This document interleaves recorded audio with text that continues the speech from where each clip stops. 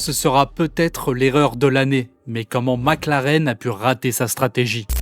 Dans une course où la stratégie était dictée d'avance, McLaren a réussi à se rater. Il n'y avait qu'une chose à anticiper. À partir de quel tour était-il possible de s'arrêter en cas de voiture de sécurité? Et McLaren ne l'a pas fait. Mais alors pourquoi McLaren ne s'est pas arrêté au 7e tour? Quand la voiture de sécurité est déployée, l'écart entre Oscar Piastri et Lando Norris est de plus de 4 secondes. La marge pour un double arrêt est fine, mais Norris possède également 2 secondes d'avance sur Antonelli derrière lui. D'ailleurs, l'Italien a connu un arrêt de 6 secondes et il n'a perdu qu'une position sur Carlos Sainz. On peut donc imaginer que Norris aurait largement pu ressortir dans le top 4 et donc que ce double arrêt était la bonne solution. Si McLaren ne voulait pas tenter le double arrêt, il y avait une solution très simple, arrêter au moins un des deux pilotes.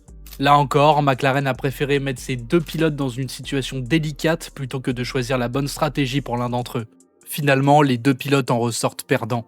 Après la course, Andrea Stella a assumé le choix de son équipe même si ce n'était pas la bonne décision. Pour justifier son choix, Stella affirme qu'une autre voiture de sécurité les aurait placés dans une position très favorable. C'est faux. L'écart maximum entre Piastri et Verstappen a été de 7 secondes. Même en cas de voiture de sécurité, McLaren avait déjà perdu la tête de la course. McLaren n'a pas seulement perdu la victoire, ils l'ont offerte à Max Verstappen, et les conséquences pourraient être terribles. Maintenant, tout le monde attend cette finale et si vous voulez pouvoir la suivre, n'hésitez pas à vous abonner.